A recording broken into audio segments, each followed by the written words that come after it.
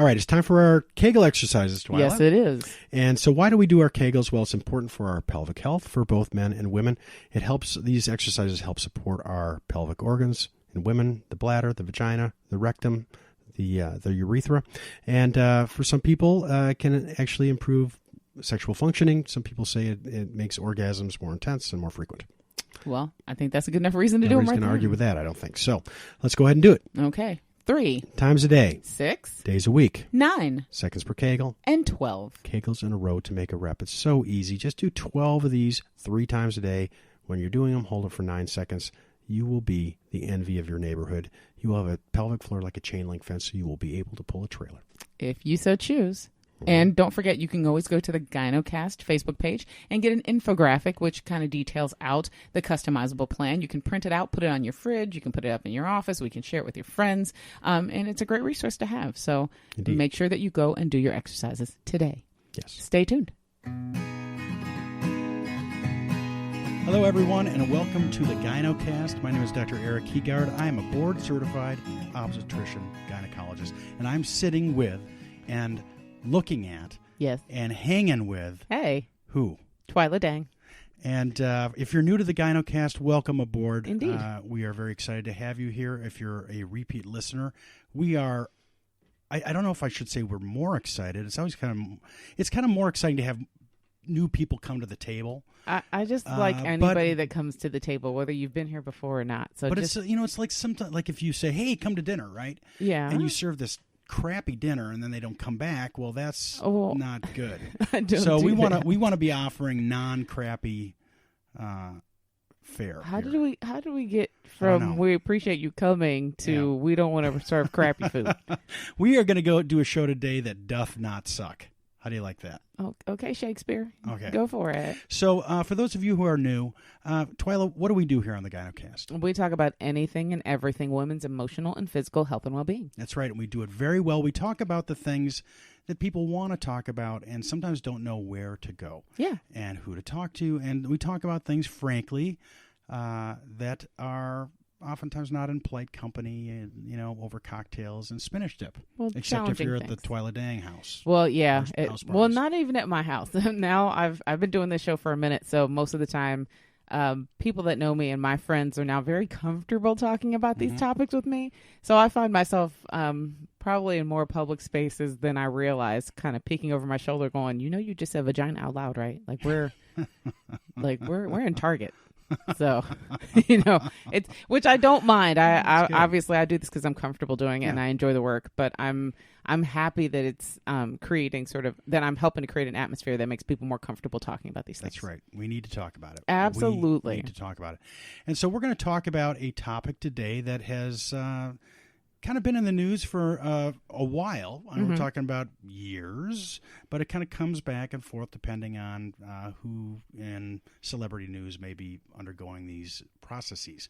And so we're going to talk about surrogacy, surrogate pregnancies, gestational carriers, and that sort of thing. Okay. And so why does it matter? Well, to me it matters for a couple of reasons, because much of my practice is involved with, well, not only pelvic pain and endometriosis, but oftentimes I do a lot of work with infertile couples or people who just want to build families. And family building, however you want to define it, is for many people, is a very powerful kind of innate organic drive to build a family around you. And whether that is with your own biological children or with adoption or just having friends and family around you to build there's different ways, of course, of defining family. Right. But there are a lot of people that grow up and become adults and want to have children, want to have the experience of being a parent. That's right. And we are in a situation in recent years that options that are available to many people are under attack. And so the issue of gestational surrogacy, of traditional surrogacy, these are techniques that allow certain people to build families that if it was not available, they would not be able to do this. So let me ask you this. What is a surrogate? My understanding of a surrogate is a woman who carries an embryo to term for another couple. That's pretty good. You read up on this, didn't you? No, Oh, I just came off the. See, look, that came off the top. That's right. Well, so that's pretty good, And there's actually a couple different types, and you nailed it for the most part. The two basic types are traditional surrogacy and then what is called gestational surrogacy. And the subtle difference, which I guess is not so subtle if you're the fetus, which is whether you are genetically related to the mother that's carrying you, the woman who is carrying the pregnancy. Okay, so in a traditional surrogacy, would it be most likely that the woman who is carrying is also genetically connected? Yes. Yeah. Oh, see, now I guess I didn't really think about that being the traditional definition. Yeah, it's kind of interesting. And so, for example, I had a couple that delivered, in the last several months where the actual parents were a same-sex male couple, mm-hmm. and they had a woman who was carrying the pregnancy, but she was the mother. So they fertilized her egg with one of the partner's sperm. Right. So the genetic father was one of the male pair, and the genetic mother was the woman who was carrying the pregnancy. That is a gestational or a traditional surrogate. Okay, now in a traditional surrogate, do you often find that this surrogate has a relationship to the couple previous to this? It can vary. Okay. It can really vary. And so there are people that they call them this is a terrible term, but kind of uteruses or uteri for hire. Yeah, so there are I've people, heard that phrase. There are services where you can find somebody who's willing to do this, around the world and even in this country there are regulations as to what you can be paid and how you can be paid and who can do this. Yeah. And so some people will do it just because they have a relationship with the couple. And they want to do it, and they know that they are able to carry the pregnancy. They've done it before. And some people do it as a means of being paid. But most of the time, I will tell you this, that my experience with this is that the payment for carrying a pregnancy is real, but these women tend to be very passionate about what they're doing. They're doing it because they want. Well, yeah, because that's a lot. You don't just put I've been through this 3 times on my own behalf. You don't just put yourself in this position and offer to do this. Exactly. For a paycheck. It's on many levels not worth a paycheck. That's exactly. Everybody, and I haven't had a ton of people who have been in this situation, but I've delivered a number of babies born and created in this method, and mm-hmm. the women who do it tend to be very passionate about what they're offering. Mm-hmm. They love being pregnant themselves. Oftentimes they have their own families, and they really feel very strongly about being able to offer this to and helping someone people. else. Yeah, and mm-hmm. so that is that is kind of one of the typical examples. I know a same-sex couple, for example, who wants to have a child. The other thing would be just a couple, for example, where the woman is not able to carry the pregnancy, and so they fertilize the egg or fertilize another woman. Okay. And so that's when you're talking about gestational. I'm talking about traditional. Oh, okay, I'm sorry. So the woman who's carrying the pregnancy is genetically connected to the baby. Oh, okay.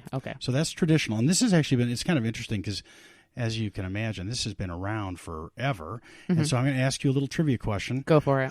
What is the earliest recorded episode or example of traditional surrogacy?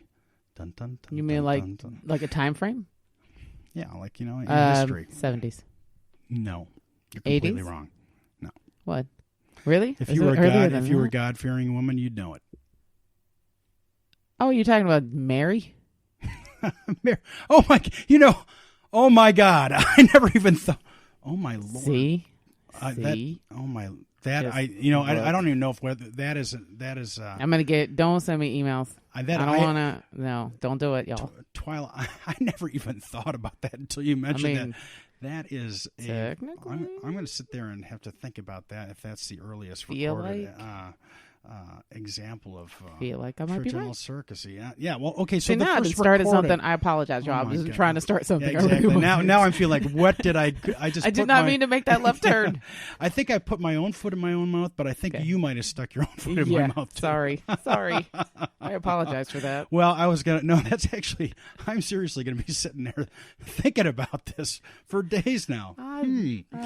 So no, I was talking about the example of, in the Old Testament, Heegaard, the servant of Sarah, and her husband Abraham becoming pregnant because they thought Sarah could not conceive. Right. And so this has been around for forever, and even in ancient Babylon. And I know you know this because you know all this stuff. Mm-hmm. But in ancient Babylon, there were laws that kind of dictated how this sort of situation could occur, because it was allowed for a couple where, if the woman was infertile for some reason, they could choose another woman to be fertilized by her husband. Right. I assume in the traditional way, because I don't know if they did inseminations back in Babylon. I guess not. Probably not. But this was a way basically to avoid the couple having to divorce because the woman is infertile. Oh, and so I got it. Yeah, this has been, this idea, this complex sort of situation has been going on for a long time. So we talked about traditional surrogacy, which is when you are the mother who is carrying the baby is genetically connected. Gestational surrogacy is what you were talking about, right? And this is actually something that is becoming more common. And this would be the situation where the woman who's carrying the pregnancy is not genetically related to the fetus. Right. I know about this. I offered to do this. Did you really? Yes. My children's godmother has a long-term illness. Yep. And so she was afraid of passing that illness on to a child, because there's a very good chance she would. So they were exploring two options: adoption and surrogacy. And I didn't even hesitate. I was like, I would totally carry your baby. You know that, right? And she was like, I would never ask you to do that. I'm like, you don't have to ask. I'm offering. Yeah. I said, so if you get to that point, you guys decide, like, if you change your mind, if you decide to do it, at the time she hadn't decided if she wasn't going to try to have her own children or not. And the illness was going to make it hard to be pregnant. Yeah. And I said, I would happily do that. I said, I'm sure it's going to seem a little unusual, me having this adorable little white baby, but I'll have it for you. Yeah. But they ultimately decided to adopt. And I have a goddaughter that they adopted that I love dearly. Yeah. But yeah, I mean, it probably wasn't a good thing to just throw out there an offer without discussing it with anybody, because I didn't really discuss it with anybody. So anybody in particular? Like my husband. Your husband. But it was, she's my oldest and dearest friend. I mean, she's essentially a sister to me. Yeah. We've been friends since we were 12, so it didn't even occur to me not to, offer. Well, that's what I'm talking about. It's very interesting when you meet women who do this. Whether they're paid or not, they virtually all have this sort of passion of wanting to offer this potential for couples that. Yeah, and that's why I say it's not worth the money. I'm the worst pregnant person ever. I hated being pregnant. I did not have that pregnant glow and happy times that everybody else had. I had a very difficult time being pregnant every time. But it didn't even, I thought the idea to me was, if the choice was she would never get to have this experience versus she should be somebody's mom, I'll do whatever I could to help her be somebody's mom, because she deserved to be somebody's mom. Exactly.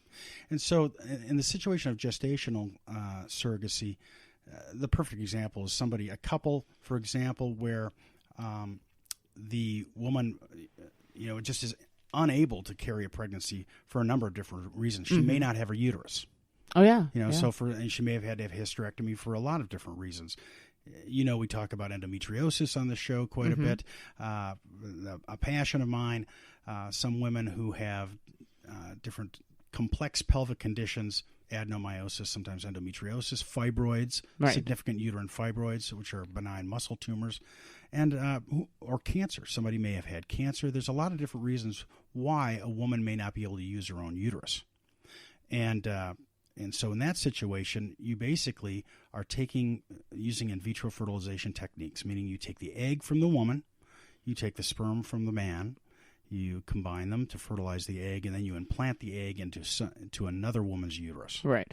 And that is what we are calling gestational surrogacy. Right, and the person carrying the fetus has no genetic tie to the baby. Correct. Okay. Correct. And again, this is actually, I think, and it's becoming obviously more common, as of 10 years ago, I think these sorts of pregnancies made up a little bit over 1% of all deliveries.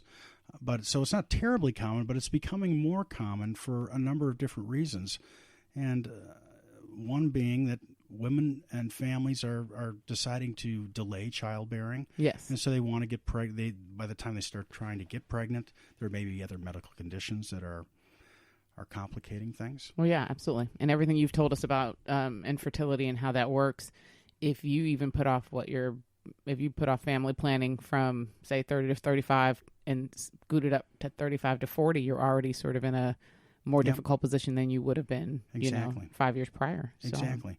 And so it offers certain couples, again, this is sort of a delicate conversation because not everybody wants to have their own biological child. That's true. But many people do. And these are options that are available to certain couples who may not have any other option aside from a uterus transplant. Okay. Yeah, and that is totally investigational. It's and the reason I even bring it up is that because that's part of the conversation is that many countries around the world doing surrogacy is illegal. Yeah. And there is pressure in our country among certain groups to make it illegal here.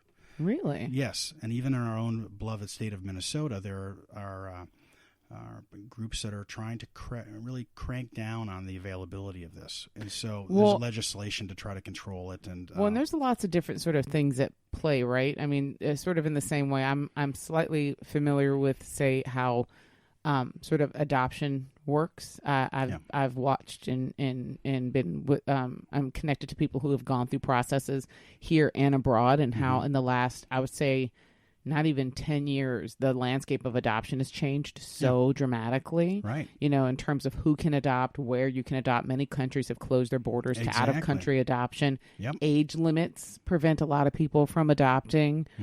In certain countries, pre-existing medical conditions. So then you wind up sort of scaling back and thinking, how do you want to build a family when what used to be like a field of options have scaled back to other options, and I'm quite sure we're probably going to get some emails about, from people about, adoption and foster care and adopting older children. Yep. And I think those are all actually really valid, wonderful options, but it's not always the option that someone wants to go for whatever reason. All of these things are very personal decisions. Exactly. For people based on their history, their understanding, their comfort level. I think the most important part before you get into a process like this is knowing what you're comfortable sort of engaging in before you ever get started, because this is a lifelong commitment that you're making. Yep, precisely. Support for the GynoCast is provided by OBGYN West. OBGYN West provides the highest quality care from compassionate providers, including women's health issues from general sexual health to pregnancy care, childbirth, menopause, and beyond. Whether it's your teen's first annual exam, a new baby's on the way, or you're facing the special challenges of middle age, OBGYN West provides a wide array of services. Their doctors and PAs are trained in virtually every type of OBGYN service and procedure. OBGYN West provides exceptional care for women. A few kind of take-home points that I want people to remember about this. Number one, that this service exists. I want people to understand the difference. I think it's important just to have some a little bit of a sophisticated understanding of what this stuff is. But I also want people to realize that this is something that is not just a given. And for certain couples, if you do not have the ability to use a surrogate or have surrogacy available, the only other option is really either deciding not to have children or adoption, or this incredibly investigational, which I'm hardly able to even talk about in terms of being an option, which is a uterus transplant, which I find, and that's a whole other show, but which I find very troubling in terms of being an ethical thing to offer women. And there's a significant risk of these procedure of that procedure. Yeah, I mean, and that's not necessarily. I mean, that definitely falls outside the scope of what you would see in normal transplant. That's right. Parameters. Most transplants are for an actual physical need in order to continue to live. Right, exactly, precisely. And so that's, and so, again, there are certain people who want not only just to have their own genetic child, but they want to actually have the process of being pregnant and carrying a pregnancy. And that's, it's hard to argue with that, but but with the technology and the science available right now for uterine transplant, the success rates are terrible. The risks are high. I think there's only been maybe one or two successful, maybe even one successful pregnancies with this, and it's really dreadful. And so, but that's really all that's available, and we are finding that for a lot of different reasons, political, etc., that there are forces at hand that are trying to restrict this. And so I want people to know about that because it's important. Maybe you have kids of your own and you don't really care, but if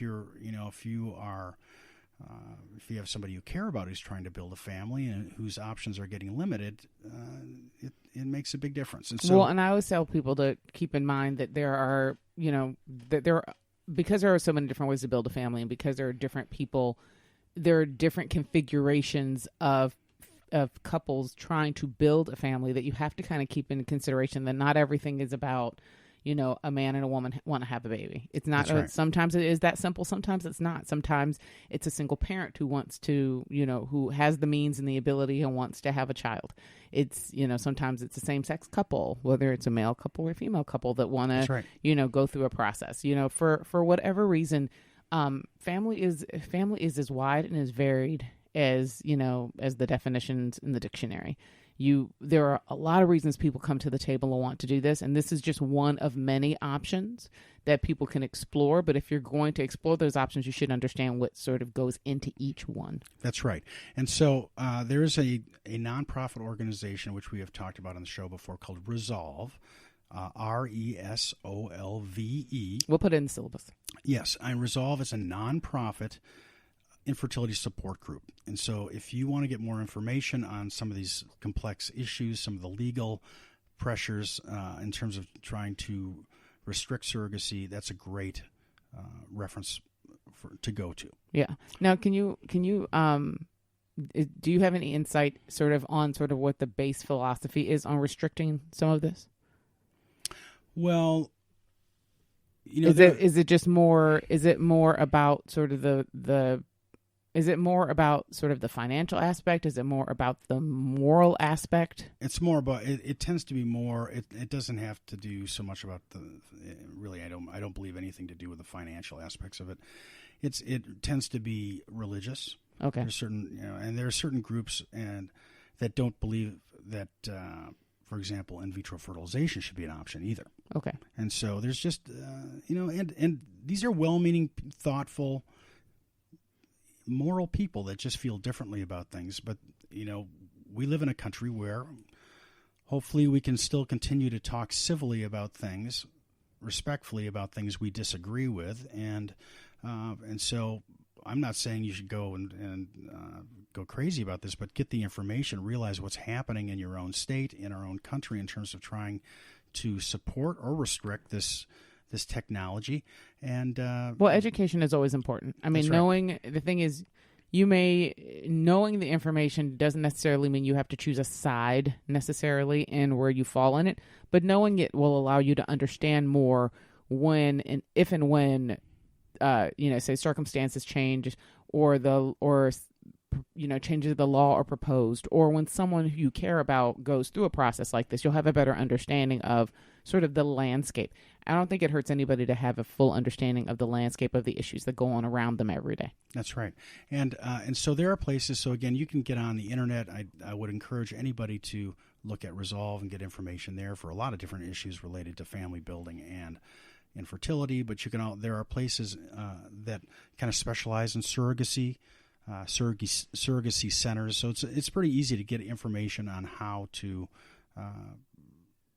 to get more information on this. There have been issues with legality in the past, and many of us who've been around for a while remember there was a situation called Baby M that was from the late 80s, where a woman who was I believe a traditional surrogate, had the baby and then didn't want to give the baby up, and it was after she'd agreed to do it, and it was very complicated and obviously painful for everyone involved. But yeah, absolutely. There's been the legal aspect of these pregnancies now is pretty well established, and there's a lot of screening involved too of both the carriers, gestational carriers, if they're just carrying the pregnancy, or obviously surrogates, to just ensure that everybody's on the same page, that they're healthy, because this is not something that you want to just jump into for a lot of reasons. No, and I think that I think that goes all the way back to sort of what we were saying at the beginning is, having that information, having that knowledge is important, because if this is something that you're thinking about, or if this is something that someone you care about is thinking about, you should make sure you get all the information that you can. You should ask all the questions that you can. So you're making an informed decision whether you decide to do it or not to do it. You should have all the information that you can get at your disposal. That's right. And you actually posted a great video on the GynoCast Facebook group that talks about all these different celebrities that have chosen to do this. And this is not something that just happens to somebody else that you may never meet. And this is more common than you think. Yes. And just to name one that has been in the news is, Kanye and Kim Kardashian. Yes. And the reason why they are choosing to do surrogacy is she had a condition called placenta accreta with her last pregnancy. And that is when the placenta actually starts to invade into the muscle of the uterus. Mm-hmm. And she had a very difficult time with all of her pregnancies. Right. They were all, her health was at risk with both of her previous pregnancies. That's right. And she was essentially told by her doctor, if you try to do this again, you'll probably die in the process. It's not a good idea. Right. Exactly. And that is just one particular example. There are many different medical reasons why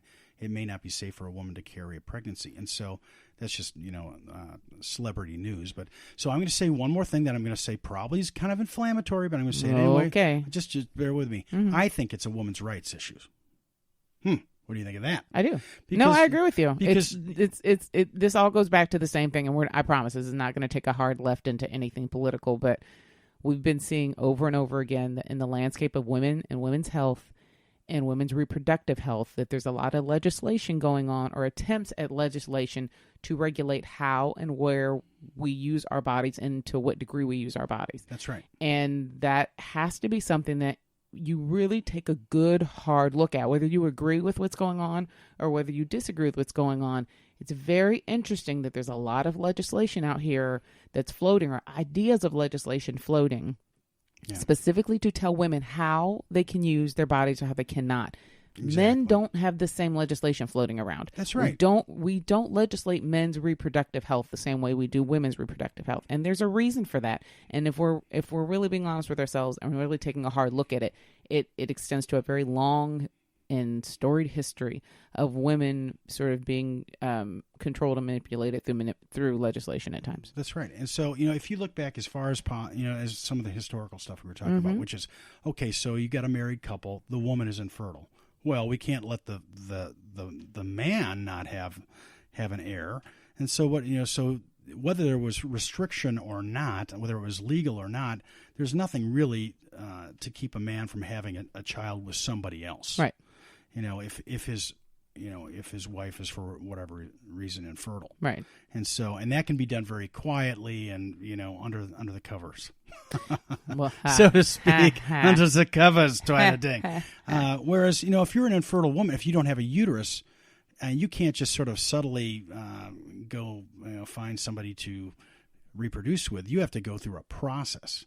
And so, by taking away the ability for couples to use a gestational carrier, surrogate, for example, you're basically saying these women can't reproduce genetically if that's what they want to do. Right. It's not fair. I'm saying it right here. No, I agree with you. I'm saying it. You can't. Don't try to argue with me about this, Twila. I'm sorry. Do I got my back up today? Yeah. I'm good. No, I agree. So again, this technology is available. These services are available. Get educated. Get educated. Because there's a process involved, but realize there are pressures going on that are trying to limit this for couples and people who want to build their families. And again, I would direct people to Resolve.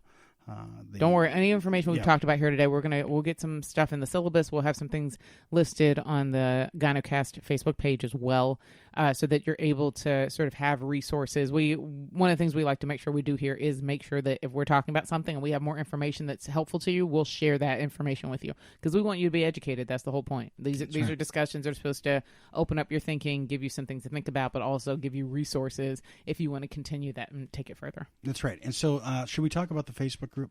Yeah, we should. It's lovely. So if you're not a member of the GynoCast Facebook group, please join. It's a fabulously wonderful community where we talk. Well, why don't you? You're better at doing it.